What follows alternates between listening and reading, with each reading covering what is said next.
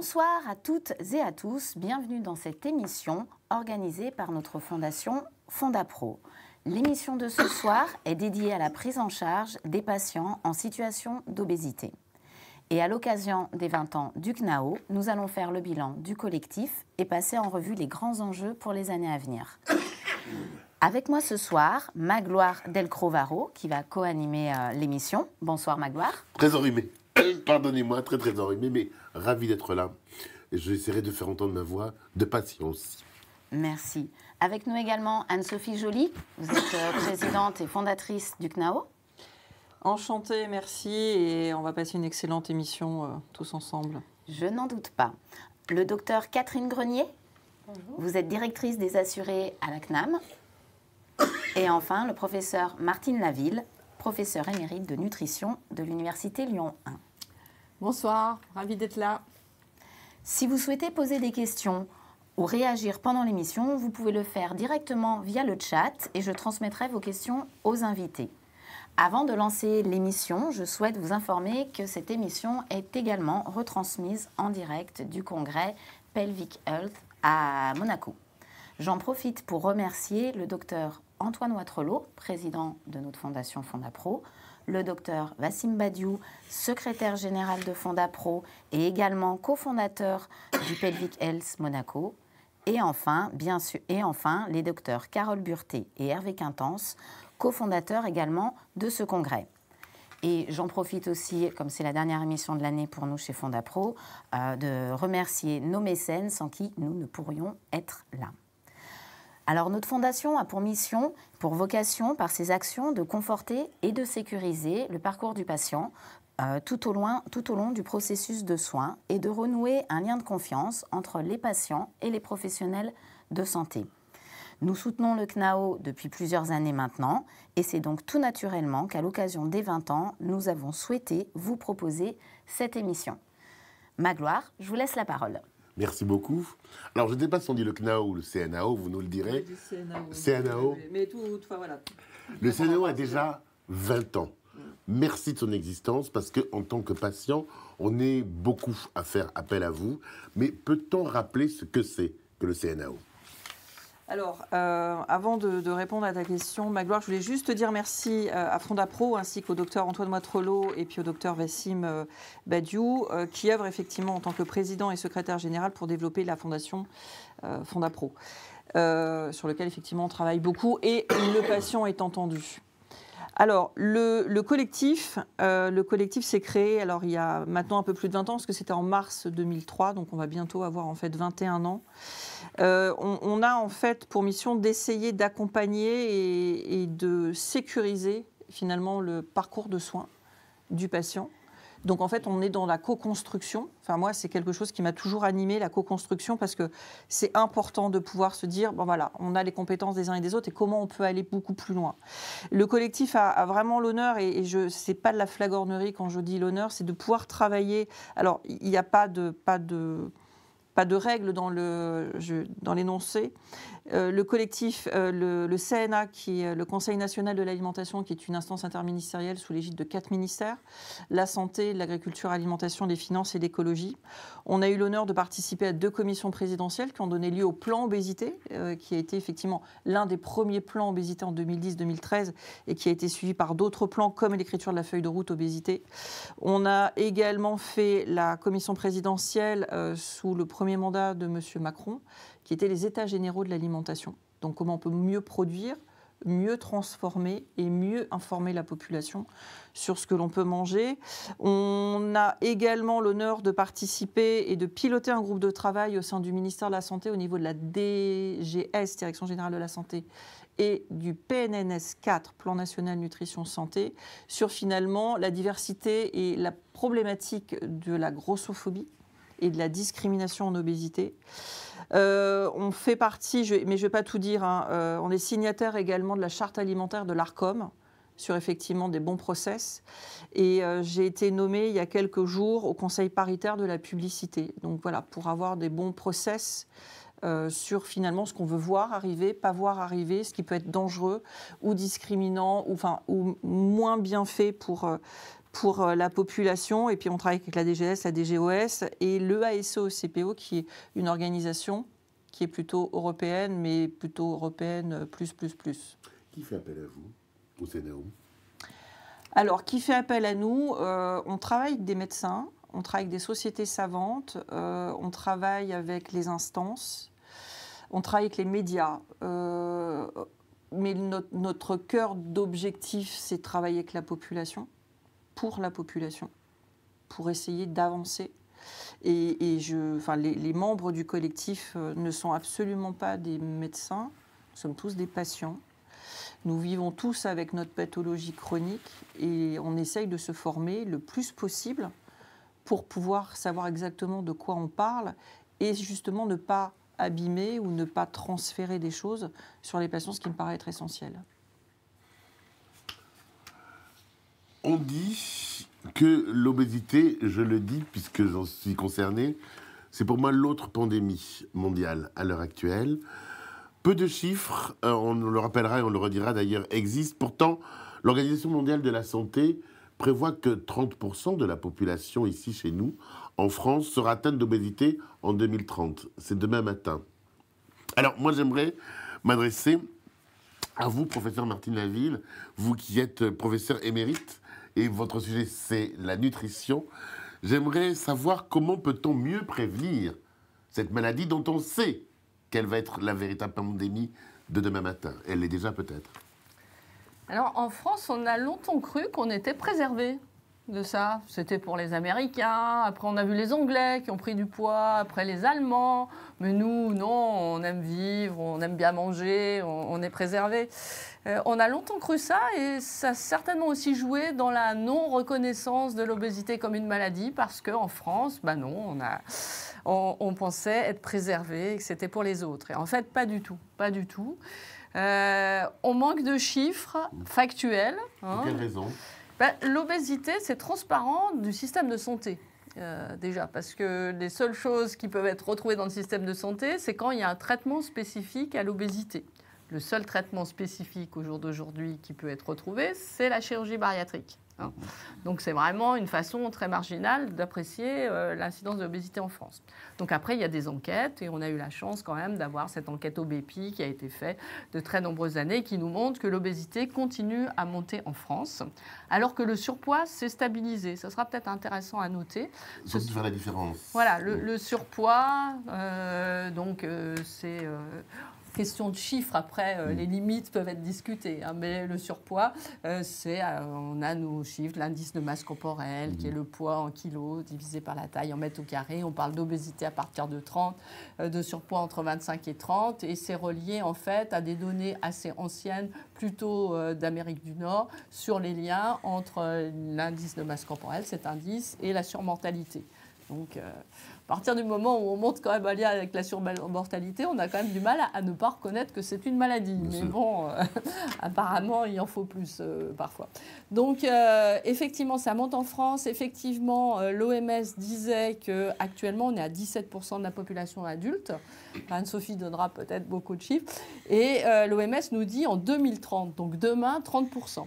Et ceci a été exponentiel. Exponentiel. Et surtout, c'est des pronostics qui ont été faits il y a quelques années. C'était avant le Covid, c'était avant la guerre en Ukraine. Et comme on sait, malheureusement, un lien extrêmement étroit entre les inégalités socio-économiques, la pauvreté et l'obésité. Et comme malheureusement, on voit quand même cette explosion actuellement de précarité, de pauvreté, qui font le lit de l'obésité, on peut craindre que ces chiffres catastrophiques soient dépassés. Donc, on est là pour agir, se retrousser les manches et crier haut et fort qu'il faut tout faire pour prévenir. Mais prévenir, ce n'est pas quelque chose de facile. C'est pas, hop, il y a une cause, j'appuie sur le bouton, je la règle. Non, malheureusement... l'obésité, c'est en fait ce qui arrive à des personnes qui ont des susceptibilités individuelles qu'elles soient génétiques, qu'elles soient psychologiques, qu'elles soient physiologiques. Parce qu'il y a des gens qui vont prendre du poids et n'auront pas de conséquences santé parce que leur physiologie leur permet d'accepter cette prise de poids. Donc, dans ces personnes qui ont une susceptibilité, quand elles vont être dans un environnement délétère qu'on appelle obésogène, soit parce qu'effectivement il y a de la pauvreté, parce qu'il n'y a pas un accès à une alimentation de qualité, parce qu'il n'y a pas de possibilité de lutter contre la sédentarité, parce qu'au niveau social ou sociétal, on a des contraintes, eh bien cette personne, avec sa susceptibilité dans cet environnement obésogène, va développer l'obésité. Et donc, on peut l'aider en changeant cet environnement. Après, on va la soigner. On pourra parler du soin plus tard. Mais ce qui va être important, c'est de pouvoir prévenir et donc de lutter contre cet environnement obésogène. Et je souhaite qu'on s'attache particulièrement aux défavorisés et en jouant sur les enfants, parce que les enfants, c'est quand même l'avenir de la société. Les enfants, et effectivement, vous parlez des défavorisés, on ne parle pas aussi non plus des pays émergents, ou dits émergents. Complètement. Hein. Déjà, puisqu'on est en France, on donne beaucoup de chiffres, la France métropolitaine, on peut voir déjà ce qui se passe dans nos territoires et départements d'outre-mer, qui cumulent tous les handicaps, un handicap social, sociétal, avec beaucoup de familles monoparentales. Dans certains pays d'outre-mer, c'est les femmes qui vont être en obésité. À La Réunion, c'est plutôt les femmes, alors que les hommes restent beaucoup plus minces. Guyane, Antilles, c'est plutôt réparti. Et donc, il y a ce problème social, sociétal d'inégalité. Et puis, il y a des contraintes particulières sur l'alimentation. Et effectivement, dans les pays en voie de développement, il y a des modifications de l'environnement qui ont été massives, qui font que les gens se déplacent moins, qui vont avoir une alimentation qui n'est pas de qualité, mais qui va être plus abondante. Et il y a une explosion sur des populations qui, génétiquement, n'étaient pas adaptées à avoir ces conditions de vie, d'obésité, de diabète, d'insuffisance rénale. Et effectivement, il ne suffit pas de penser juste franco-français, mais vraiment d'avoir une vision globale pour l'ensemble du monde, puisque c'est vraiment une épidémie, pour reprendre vos termes, une épidémie mondiale. Professeur, nous reviendrons sur les chiffres, si vous voulez bien, mais je vais d'abord demander au docteur Catherine Grenier, au vu de votre position à la CNAM, alors je vais vous reposer la même question, comment peut-on prévenir la maladie? Et vous, de façon concrète, à la CNAM, que pouvez-vous faire? Que faites-vous? Alors, à l'assurance maladie, moi, je suis la directrice des assurés, donc je suis en charge en fait des programmes de santé publique, que ce soit la prévention ou l'accompagnement des personnes malades.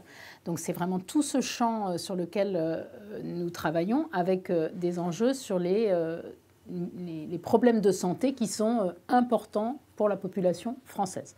On travaille pour les assurés français. Sur ce sujet-là, c'est tout ce qu'a dit Martine qui doit être repris au niveau des politiques nationales. Donc, il y a des instances nationales qui contribuent sur différentes facettes de la politique qui est à mettre en place. Nous concernant, on a, je dirais, deux grands enjeux. Le premier, c'est de participer à l'information de la population. Et le deuxième, de la population, puisque nous avons un outil extrêmement important, c'est-à-dire que nous communiquons avec l'ensemble de la population du fait qu'on est l'assureur. On a des contacts et on peut toucher toute la population de manière très facile avec les outils numériques. On a beaucoup développé ça. C'est un énorme atout pour pouvoir toucher la population. Et puis on a aussi un enjeu de développement, de l'amélioration de la qualité des pratiques des professionnels, donc de faire passer des messages, je dirais, en miroir à ces deux acteurs clés pour lutter. Et je pense que Martine a dit beaucoup de choses. Je voudrais insister sur un point en particulier. Les sujets d'obésité, c'est bien sûr les enjeux de nutrition.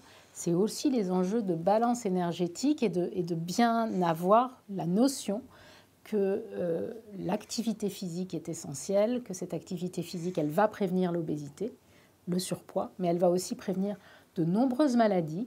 Il y a des études scientifiques sur un champ très important de maladies. En fait, toute personne a intérêt sur le plan de sa santé, pour préserver son capital santé, à développer l'activité physique. Et donc, un des premiers développements que nous avons fait sur ce sujet, c'est auprès des enfants, essayer d'éviter l'installation d'une pathologie de surpoids chez les enfants en ayant des programmes spécifiques pour eux qui sont assez innovant du point de vue de l'assurance maladie, parce qu'on n'est pas dans le soin classique, on est en amont du besoin, on va chercher du besoin exprimé. Il y a un besoin, mais il n'est pas forcément exprimé. On va chercher des populations pour essayer de casser la courbe, comme je dis souvent, c'est-à-dire lutter contre cette prise de poids qui, si on ne fait rien, est assez inéluctable. Si on ne change pas les habitudes, il n'y a pas de raison que ça s'arrête. L'objectif, c'est peut-être aussi d'être au carrefour de pas mal de choses, Tout à fait. y compris sociétales. Si je peux juste rajouter Oui, bien quelque sûr, chose. justement. Cet après-midi, on a eu l'appel d'une patiente qui disait « Mais en fait, moi, je suis obèse, mais je ne suis pas malade. Donc, arrêtez de me dire que je suis malade. » Et en fait, je lui ai dit « Mais vous avez une maladie du tissu adipeux. Il y a une inflammation du tissu adipeux. Donc, aujourd'hui, il n'y a peut-être pas de comorbidité déclarée, mais demain, après-demain, voilà, c'est un état de fait. Et nous, on se retrouve en fait à essayer, parce que ça va complètement dans ce qu'on se dit depuis tout à l'heure, à essayer finalement d'informer les gens sur c'est quoi l'obésité, c'est quoi le statut de maladie chronique reconnu par l'OMS depuis 1997, sur ce qu'est l'obésité vraiment, et ce sur quoi ça va nous entraîner. Enfin, c'est pas ni un choix de vie, c'est pas je suis malade dès l'instant où j'ai une apparition de pathologie associée qui est déclenchée, c'est dès l'instant où on est en obésité, on est déjà malade chronique du tissu adipeux. Voilà. Professeur Laville, je vais juste revenir sur un petit point. Je voudrais savoir quelles sont les grandes mesures qui ont été prises ces dernières années au sujet de l'obésité, déployées surtout sur le soin et la prévention. Il y a eu des avancées majeures, grâce aussi, dû à votre action aussi. Alors, on remonte aux 20 ans du CNAO, on remonte un peu loin, on revient de loin. On va parler d'abord du soin, on parlera peut-être de la prévention après. On revient de loin parce que pendant très longtemps, il n'y a rien eu. Donc effectivement, on parlait beaucoup de la balance énergétique, mais le problème, c'est qu'en parlant de la balance énergétique, c'était simple, on disait aux gens, mangez moins, bougez plus et débrouillez-vous. Donc ce n'était pas une situation très satisfaisante. Est arrivé quelques médicaments de l'obésité en France, et on en a le souvenir terrible puisque ces médicaments ont effectivement fait des dégâts.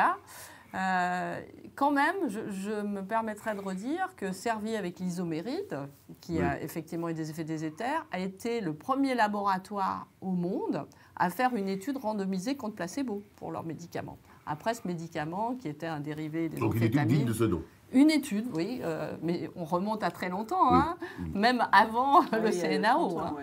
Voilà, mais c'était quand même la première étude. Alors malheureusement, c'était une drogue qui a montré des effets secondaires et qui a été retirée. Voilà, on en a eu d'autres qui aussi semblaient être intéressantes. Puis on n'a plus rien eu. Et la seule chose qu'on avait, c'est la chirurgie bariatrique qui, à partir des années 80, s'est développée. C'est énormément développé en France.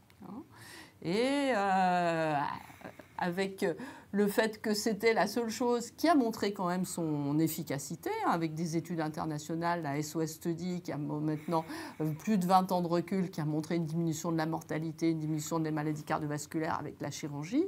Donc, on n'avait que cette arme.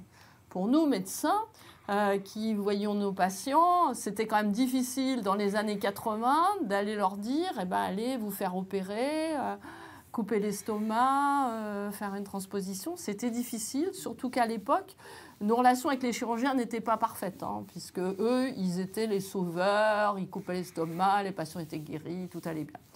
Donc ça, il y a eu des évolutions majeures, notamment chez les chirurgiens et nous en parallèle, qui font qu'on a appris à se connaître grâce aux patients. Et ce que je disais en préambule quand on discutait entre nous, les chirurgiens de l'obésité, pour la plupart, ont fait des efforts de compréhension de la pathologie, de l'accueil des patients, que n'ont pas fait tous les médecins s'intéressant ou s'intéressant peu à cette maladie. Donc on a eu ça. Et puis, on a des choses extraordinaires qui sont en train de venir. On a des choses extraordinaires. D'une part, en lien avec l'assurance maladie, puisqu'il y a, nous, maintenant, ce qu'on a appelé des articles 51, il y a eu des expérimentations d'innovation en santé. C'est extrêmement novateur, c'est-à-dire que ce n'est pas des essais thérapeutiques, on regarde le système de soins, on regarde s'il va être efficace. Et ce qu'on sait bien pour l'obésité, c'est que l'efficacité, c'est une prise en charge pluridisciplinaire. Il y a le médecin, il y a le ou la diététicienne, il y a le psychologue, il y a l'éducateur d'activité physique. Et c'est ensemble, en fonction des patients, qu'on arrive à mieux aider les patients. Et donc, on a plein de ces articles 51 qui ont été faits sur l'obésité et qui, demain, je l'espère, et Catherine parlera de ce qui existe déjà pour l'obésité de l'enfant, passeront dans le soin courant. C'est une révolution pour nos patients. Ils vont pouvoir être pris en charge de façon prise en charge par l'assurance maladie. Globalement, avec la personne regardée de façon globale, avec surtout, très important, du temps payé aux professionnels de concertation. Et ça, c'est vraiment très important. Ils vont regarder, ils vont discuter du patient. Ensemble. Et ça, c'est une avancée formidable. Et puis arrivent les médicaments dont on attend beaucoup, mais c'est peut-être une autre aventure pour demain. Docteur Catherine Grenier, tous les yeux se tournent vers vous. Tous les regards sont vers vous. Alors, quelles sont ces avancées ? Alors, l'avancée d'abord, c'est cette prise en charge multidimensionnelle sur laquelle c'est assez innovant et ça ne correspond d'ailleurs pas qu'à l'obésité, c'est vraiment un développement qui est proposé parce qu'on voit bien que c'est le sujet de beaucoup de maladies chroniques évolutives. Et je voudrais dire un petit chiffre moi aussi. Allez-y. 1/3 de la population française est concernée par une maladie chronique évolutive. Aujourd'hui, c'est pas... 1/3. 1/3. Et ça représente 2/3 des dépenses de santé en France. Donc, vous voyez l'enjeu que ça représente pour l'assurance maladie, puisque l'assurance maladie, son enjeu, c'est de soigner le mieux possible en dépensant de manière le plus pertinente possible une somme qui est, par définition, finie et déterminée. Donc, il y a un vrai enjeu sur les maladies chroniques évolutives. Et ces prises en charge multidimensionnelles, on les travaille beaucoup, comme l'a dit Martine, dans le cadre de ces innovations organisationnelles qui sont développées dans l'article 51. Pourquoi il nous faut des innovations ? Ce n'est pas pour inventer le modèle de prise en charge que les experts connaissent par cœur, c'est de les mettre en œuvre sur le terrain et de faire fonctionner ces équipes ensemble. La construction d'une équipe et cette coordination autour du patient, ce n'est pas si simple à faire. On a un système de santé qui est organisé sur de la tarification à l'acte. Et tous ces éléments-là, c'est des ovnis pour le système de financement. Donc il fallait construire ça. Et l'article 51, le premier parmi ces articles 51 qui a été généralisé. Vous pouvez nous donner une petite définition L'article 51, l'article 51, c'est en fait, on dit article 51 parce que c'est des dispositifs qui sont issus d'une loi de financement de la sécurité sociale et qui ont été, on a dénommé les dispositifs article 51 parce qu'ils répondent à cette organisation qui a été proposée dans le cadre de cette loi qui doit être de 2018, mais je ne suis pas complètement sûre du 2018, mais je crois que c'est ça.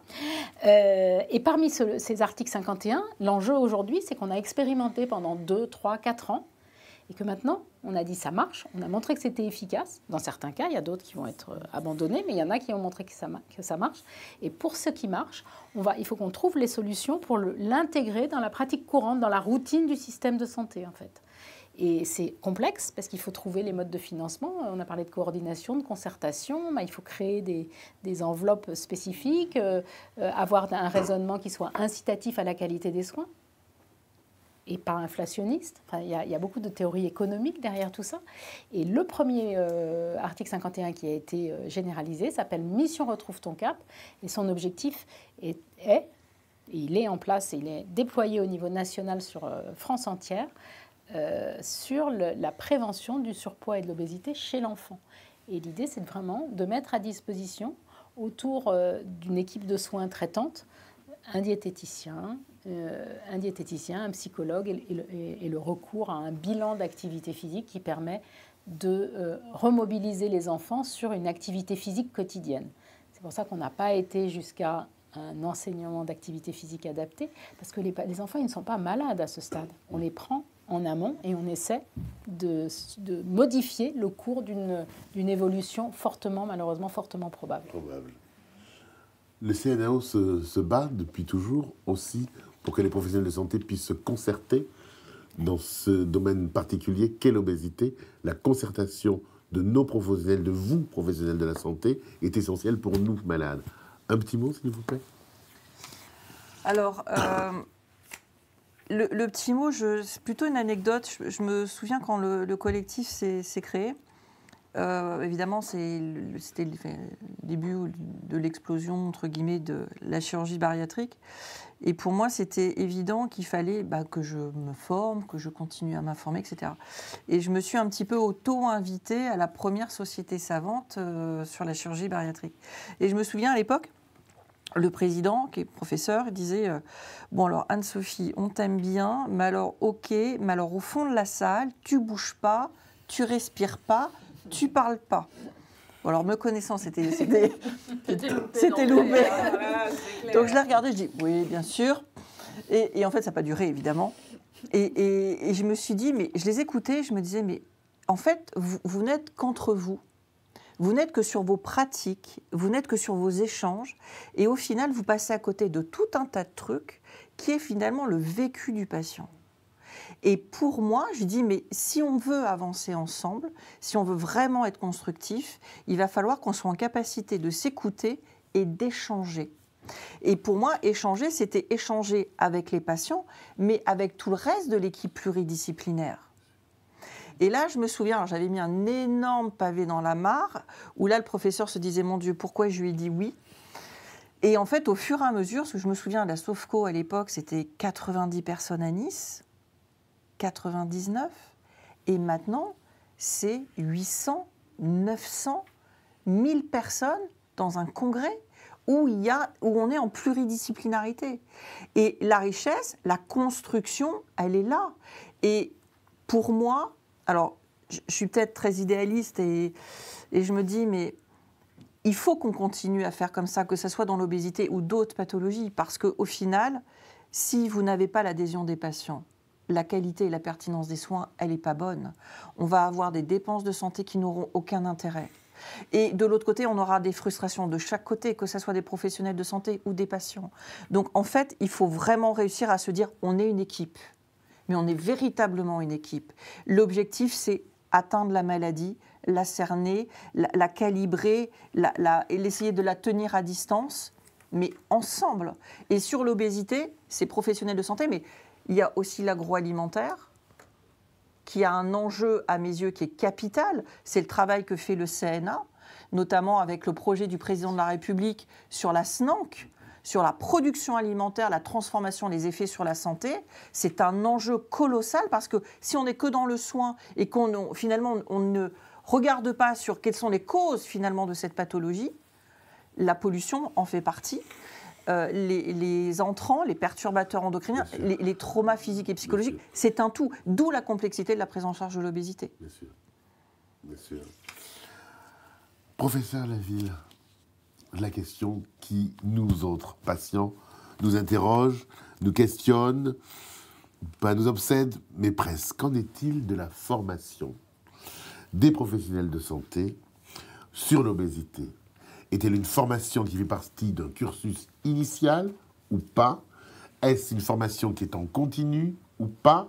Est-ce que le professionnel de santé, lorsqu'il m'accueille aux urgences ou dans d'autres situations, gynécologie, etc., la gynécologie me concerne moi, mais est-ce que le professionnel de santé a une formation pour accueillir ma pathologie, mes pathologies ? Alors, donc, en tant que professeur de médecine, maintenant émérite, donc j'ai enseigné pendant plus de 40 ans. Donc, il y a quand même une évolution dans notre enseignement, évolution malheureusement qui ne me paraît pas la plus favorable. On enseignait dans les premières années des sciences fondamentales, la physiologie. Et justement, au cours de la physiologie, on parlait quand même de la physiologie, de la pathologie de l'obésité. Puis après, on avait les enseignements des pathologies, la sémiologie. Et en fait, on a une formation médicale qui est très orientée sur l'action, sur la prescription, sur la curatif. Très peu sur la psychologie, très peu sur la santé publique. C'est assez dramatique. Donc le médecin qui a sa formation initiale va avoir sur l'obésité, si on compte quand on en faisait la physiologie, mais la physiologie a quasiment disparu maintenant des études médicales, puis la sémiologie, mettons 3-4 heures dans toute sa formation sur l'obésité et rien sur l'abord du patient, mais même pour les autres pathologies. Hein. Alors, J'ai bien entendu. Hein. 3-4 heures. 3-4 heures. Dans mon rapport, j'ai essayé de me battre pour avoir plus, puisque c'était une demande. J'ai beaucoup discuté. Actuellement, ils ont plutôt diminué les horaires d'enseignement et on m'a fait comprendre que niet, ça n'évoluerait pas. Bon, on peut continuer à se battre, mais il faut trouver d'autres façons de faire. Alors après, il y a les enseignements de spécialité. Donc je pense qu'en médecine générale, ce serait quand même important qu'on réintroduise quelque chose pour la médecine générale, avec cet aspect prévention, accueil du patient.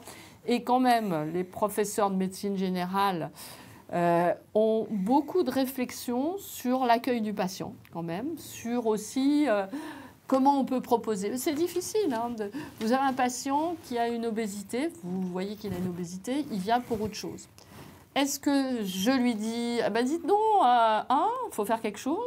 Est-ce que je dis pas? Est-ce que je... Voilà, c'est difficile, c'est pas facile. Hein. Si la personne vient avec la démarche, bon, on peut le faire. Si la personne ne vient pas avec la démarche, comment on le fait correctement, poliment, etc. Donc c'est très important que la médecine générale soit concernée et qu'on puisse avoir, mais avec de nouvelles formes. On va parler du rôle des patients. Il faut aussi... Et les médecins généralistes font beaucoup de choses quand même avec leurs étudiants, notamment des jeux de rôle, des choses comme ça. C'est très important. Je pense que c'est très important. Et puis après, dans les DES de spécialité, le problème de la nutrition, hein, il y a quand même très peu de spécialistes en nutrition. Maintenant, ils sont formés à travers un DES commun, endocrinologie, diabétologie, nutrition, où en 4 ans, ils doivent savoir tout, surtout toute l'hormonologie, etc.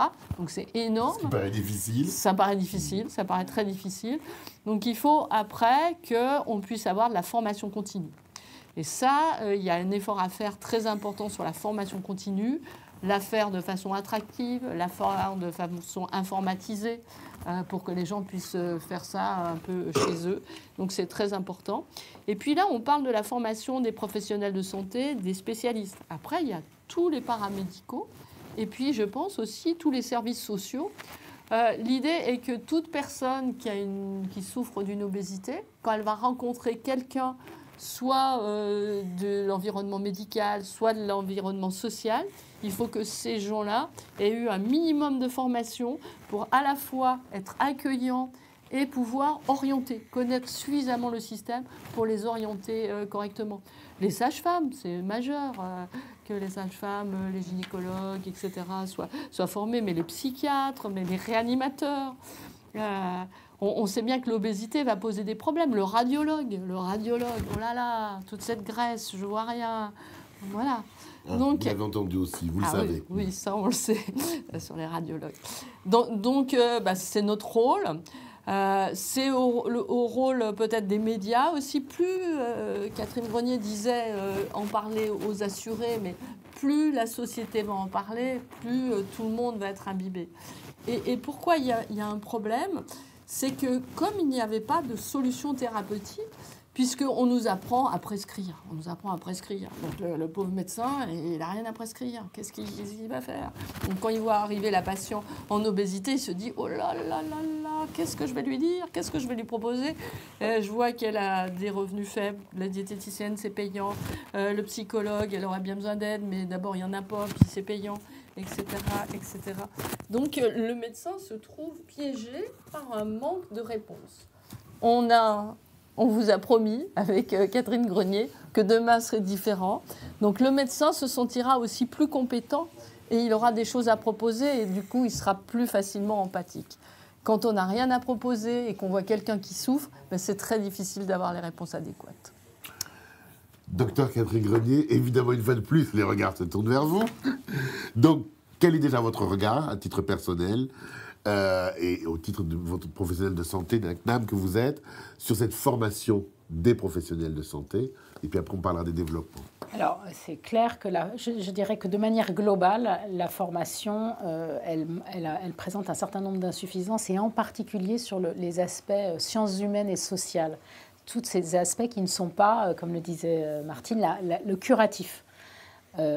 En médecine, quand on fait ses études de médecine, alors, il peut y avoir quelques cours de sciences sociales, mais ce n'est pas des choses qui sont valorisées pour les examens. C'est aussi simple que ça. Vous savez, c'est une course, la médecine. Hein. C'est vraiment un concours difficile, 2 fois, etc. Donc, tout le monde raisonne le plus utile. Et bien, le plus utile, c'est pas d'aller aux cours de santé publique. Donc, il y a quelques cours, j'en ai fait, donc je peux le dire. Il y a quelques cours de santé publique, il y a quelques cours sur la relation patient-malade, mais ce n'est pas valorisé. Et ça a besoin d'être une compétence obligatoire. Enfin, en particulier pour un médecin une équipe de soins primaires. D'ailleurs, ce n'est pas que les médecins, hein, c'est l'équipe de soins primaires. C'est vraiment des éléments, c'est la base de la base, savoir se comporter avec le patient. Donc, et sur l'obésité, sur les enjeux de l'obésité, je pense qu'effectivement, le système a été un peu dépassé aussi par cette épidémie. Voilà, ce sujet qui était un sujet qui existait il y a 30 ans, aujourd'hui, il devient prépondérant et on voit bien que si on ne réagit pas, on va être dépassé avec, je vous ai dit, aujourd'hui, c'est 1/3 de la population qui est concernée par les maladies cardiovasculaires, les maladies chroniques, pardon. Les maladies cardiovasculaires sont un pan extrêmement important de tout ça. L'obésité est un facteur de risque de toutes. Pas difficile, c'est lié à toutes les maladies cardiovasculaires, diabète, insuffisance rénale. C'est un facteur commun. Donc il y a, je dirais, du point de vue du financeur, un vrai intérêt à agir sur ce facteur parce qu'il va avoir un impact sur de nombreuses pathologies. Et après, en parlant de formation, donc nous, on n'est pas un organisme on n'a pas une mission de formation vis-à-vis des acteurs de santé, mais on peut accompagner les professionnels de santé dans leur mission, en particulier les professionnels de ville. Et nous travaillons beaucoup sur l'accompagnement des médecins de premier recours et des équipes de soins de premier recours. Et dans ce cadre-là, nous travaillons avec Anne-Sophie et le collectif et le CMG sur la question d'améliorer l'accueil de la personne atteinte d'obésité en consultation de soins primaires. Quelle est ou pas une demande en lien avec l'obésité? Parce qu'il faut aussi capter une demande qui n'existe pas. Comme vous disiez, une personne qui est obèse et qui dit « mais je ne suis pas malade », on lui demande pas de rentrer dans une catégorie, on lui demande de prendre en considération le risque que représente un état de santé qui, pour l'instant, ne la fait pas souffrir, mais qui, statistiquement, va la faire souffrir. C'est des statistiques, mais c'est quand même des statistiques assez lourdes et efficaces, enfin, et fortes. Et fortes. Les 2 médecins qui sont sur ce plateau, chère Anne-Sophie, ont constaté effectivement ce qui manque dans cette formation qui est criant. Qu'est-ce que demande le collectif? Qu'est-ce que demandent les associations que vous représentez? Qu'est-ce que demande le patient au niveau de cette formation? Alors, il y a la formation et puis en fait, je vais aller un petit peu plus loin parce qu'en fait, je pense que ça ne pourra pas bouger si on ne prend pas la problématique à sa racine.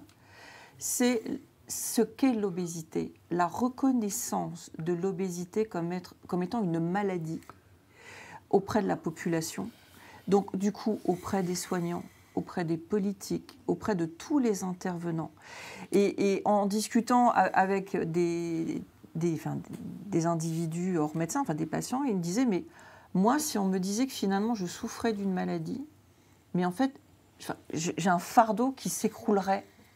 Et là, je me dirais, ok, donc maintenant, j'ai retiré le fardeau, je peux rentrer plus facilement parce que j'ai été identifiée comme ayant une maladie. Et pour le professionnel de santé, au final, ben voilà, c'est clairement établi, on a des recours-HS, mais c'est clairement dit, l'État le dit, l'obésité est une maladie, donc égale une maladie, égale, je peux que aller dans ton sens, qui est le mien aussi, c'est la formation des professionnels de santé à l'obésité. On ne va pas injecter...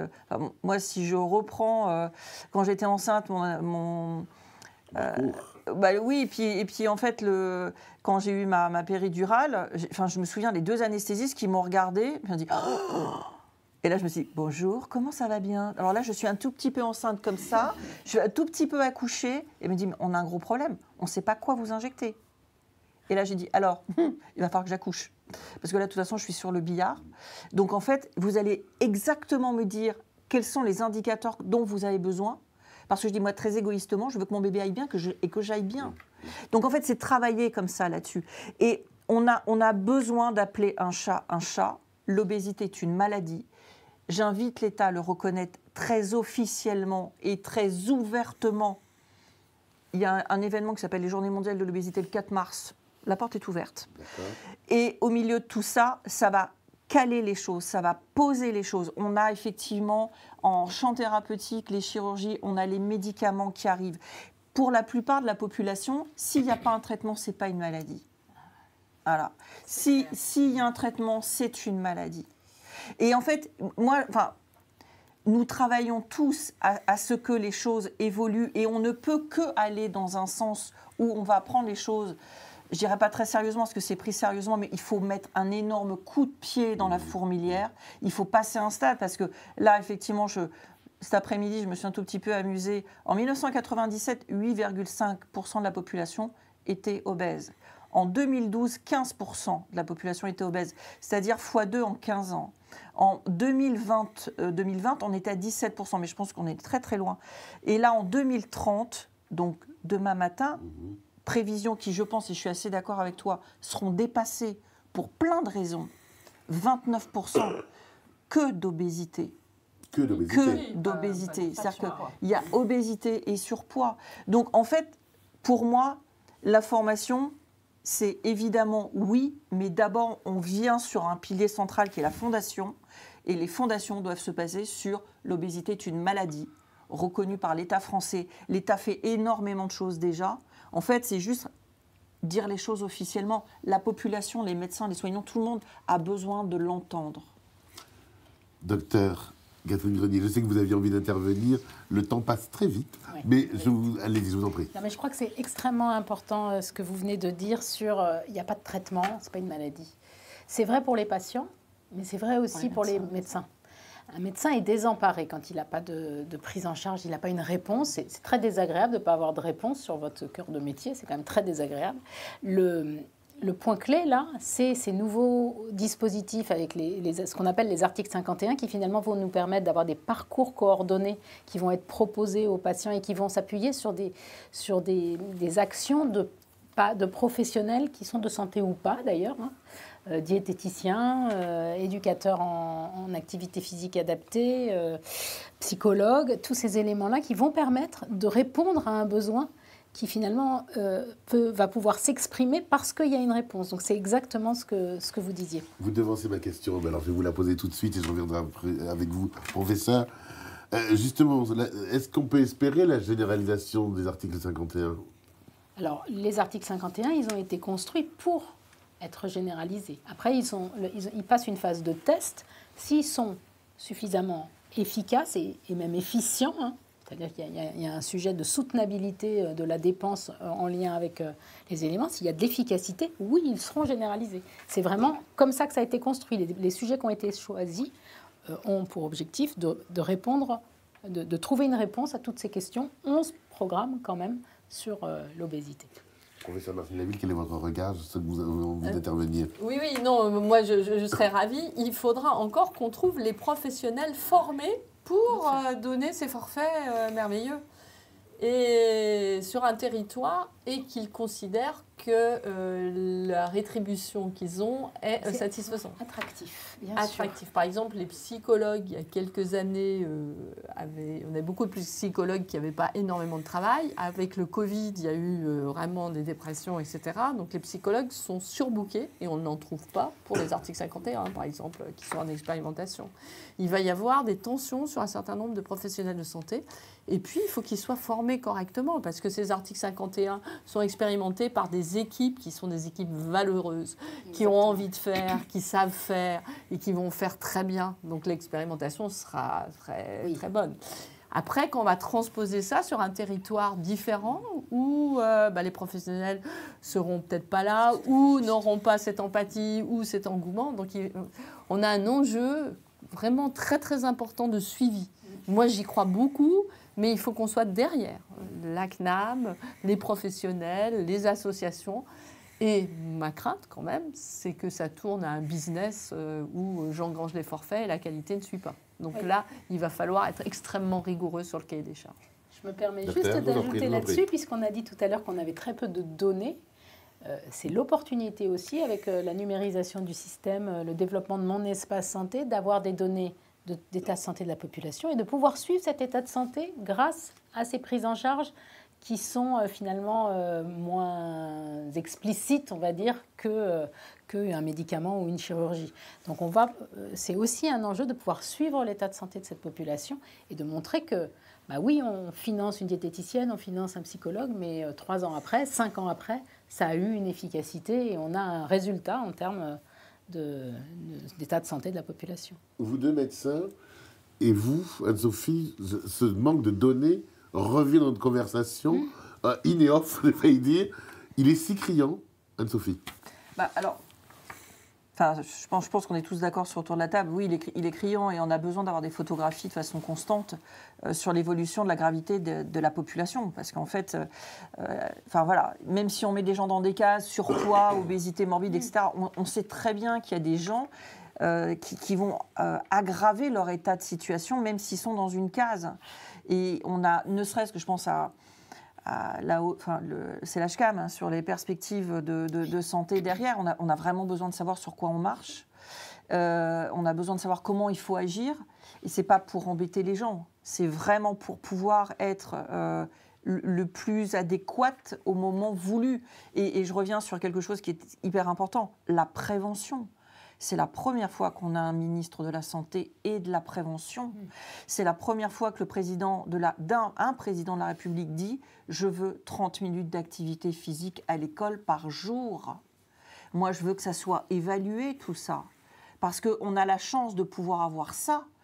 Plein de pays nous envient le travail qu'on a ici, mais il faut pouvoir l'évaluer.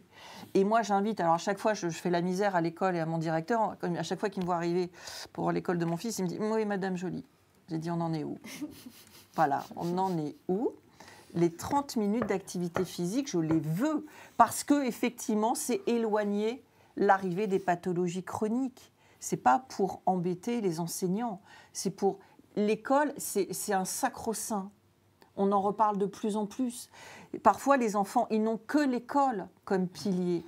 Ils n'ont que l'école pour manger. De tout point de vue. Ouais. Et quand on dit liberté, égalité, fraternité, elle est bien présente à l'école.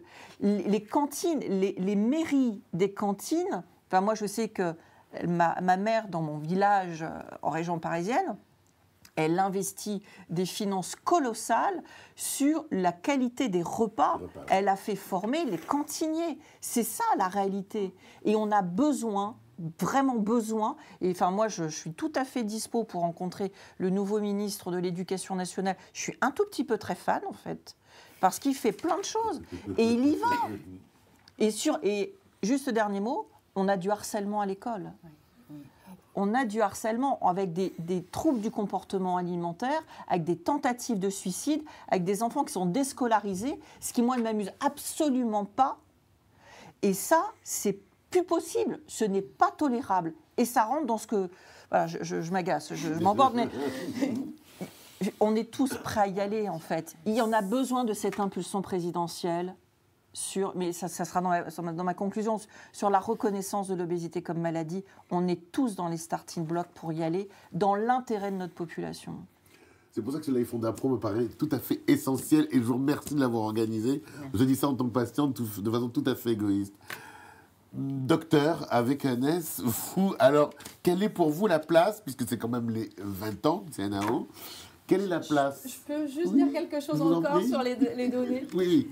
Je pense que le poids de la population doit être un marqueur de notre société. Oui. Je voudrais que chaque décision gouvernementale y réfléchisse. Quel va être l'impact de cette décision sur le poids de la population ? On ne stigmatise pas, on parle de la population en général.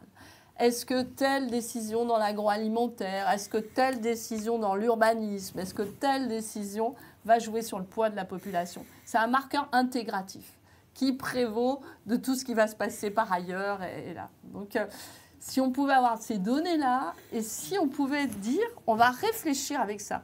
On réfléchit avec l'économie, mais c'est un lien avec l'économie. Oui, bien sûr. Si le poids monte, l'économie va aller mal. Oui. C'est clair. Et pour juste un dernier chiffre, l'OCDE dit $1 investi en prévention, c'est $6 épargnés sur l'avenir. Donc, on n'a pas le choix. Et vraiment, si les politiques pouvaient se mettre dans la tête que c'est un marqueur global, le poids de la population, eh bien, on avancerait. Voilà, c'était juste... Quelques minutes nous restent pour une conclusion, mais je vais d'abord vous demander, Docteur Catherine Grenier, quelle place vous donnez, quelle place vous souhaiteriez que les associations, que le CNRO pour ne pas le citer, et qu'est-ce qu'il doit vous amener?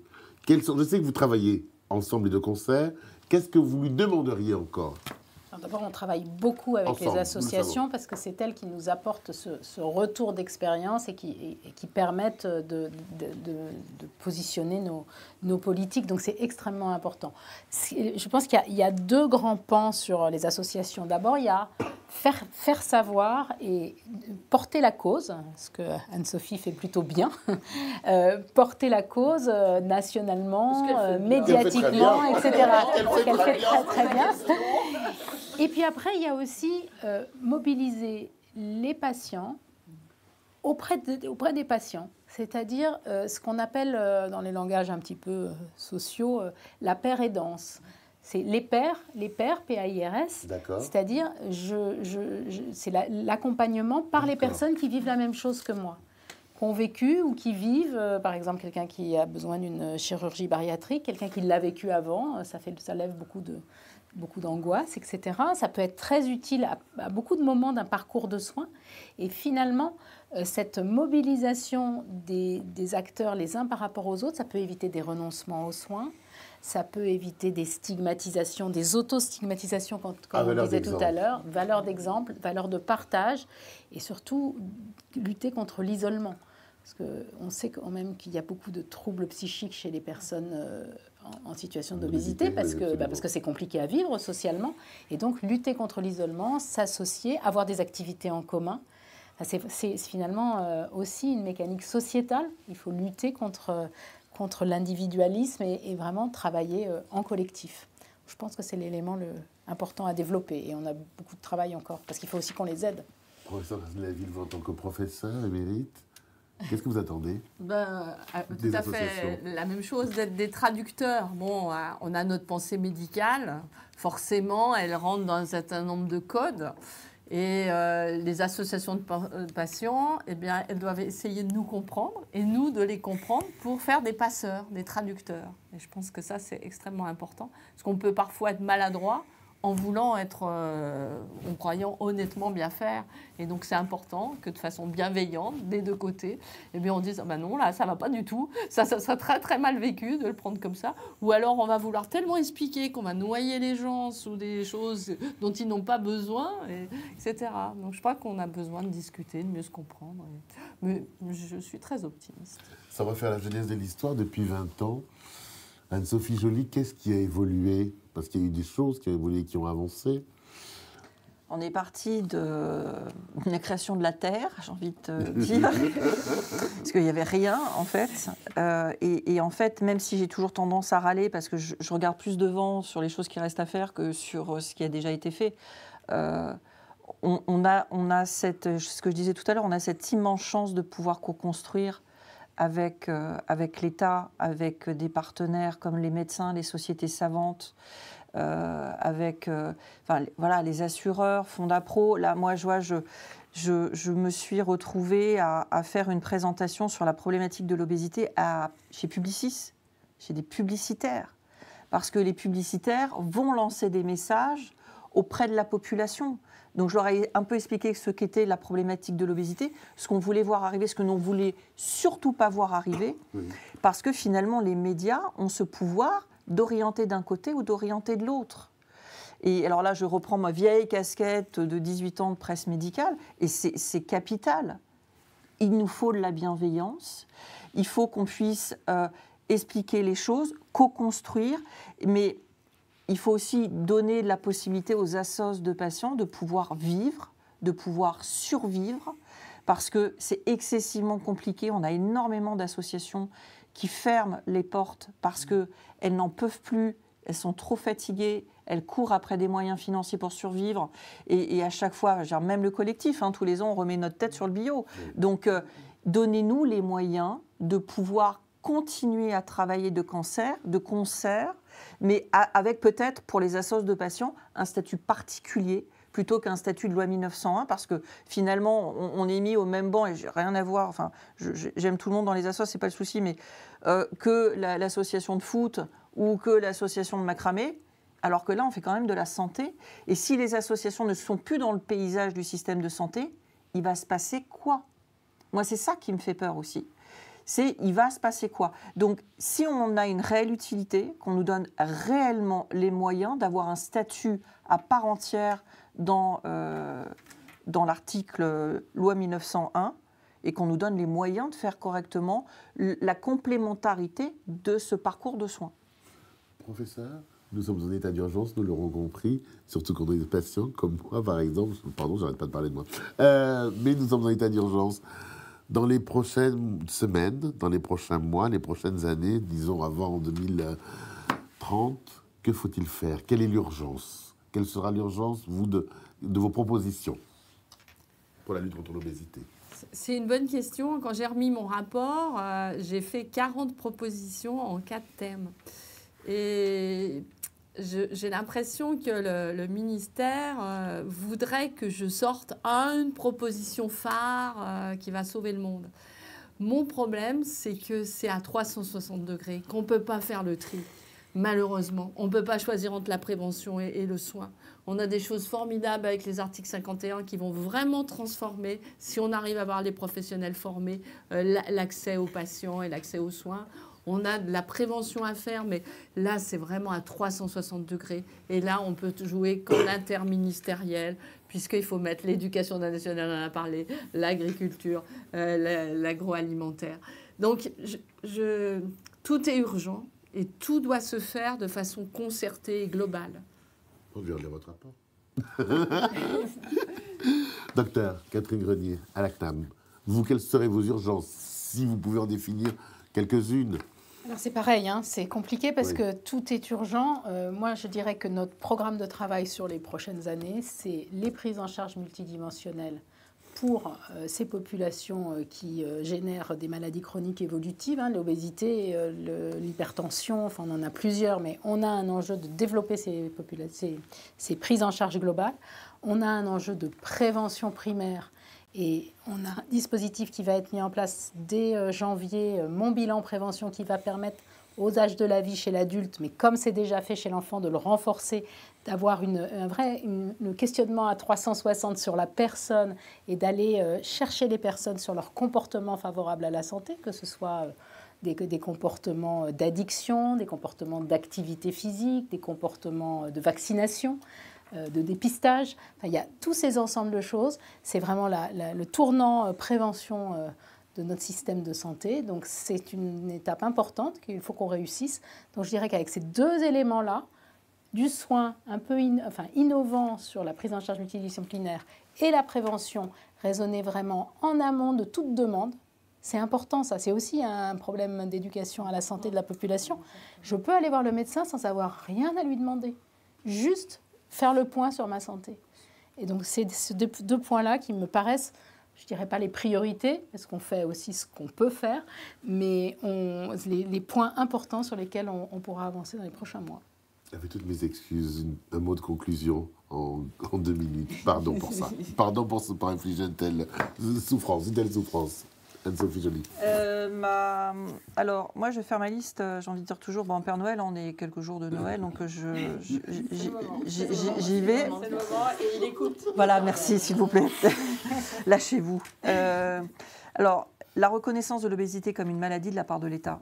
Moi, j'invite vraiment le président de la République. On avait déjà eu l'occasion, avant qu'il soit élu, d'en discuter ensemble. Donc là-dessus, je sais qu'il est ouvert sur le sujet. Mais on en a vraiment besoin, au vu des perspectives, on en a vraiment besoin. Donc la reconnaissance de l'obésité comme étant une maladie, une grande cause nationale pour 2025, parce que 2024, c'est Sport Santé. Donc on y va sur l'obésité en 2025, et il y a une continuité, tout à fait une logique. Et puis un plan interministériel basé à Matignon sur 10 ans renouvelable, rien en dessous. Tel un plan cancer. C'est-à-dire que là, on met les mains dedans, on prend les choses à bras-le-corps et on ne pourra être efficace parce que l'obésité, c'est du 360 degrés et rien en dessous. Oui. Là, on aura des résultats et on évalue tout ce qu'on fait. Mais tout ce qu'on fait. Et je pense qu'on est tous prêts à y aller. Donc, en fait, il y a juste à nous dire oui, go, on y va. Je vous remercie beaucoup, Merci. docteur, vous Audrey, mais je vous laisse la parole. Alors l'émission, Merci beaucoup. En effet, l'émission touche à sa fin. C'était une heure assez dense dans vos échanges. Vous êtes tous passionnés. Donc forcément, plein de belles choses. Vous pourrez retrouver l'émission en replay sur le site internet de notre fondation FondaPro. Je vous remercie tous de nous avoir suivis. Je remercie également les personnes qui sont restées au congrès un peu plus tard ce soir, Pelvic Health, pour nous regarder. Et merci à tous d'être venus sur le plateau. C'était un plaisir de préparer cette émission aussi avec vous les jours précédents.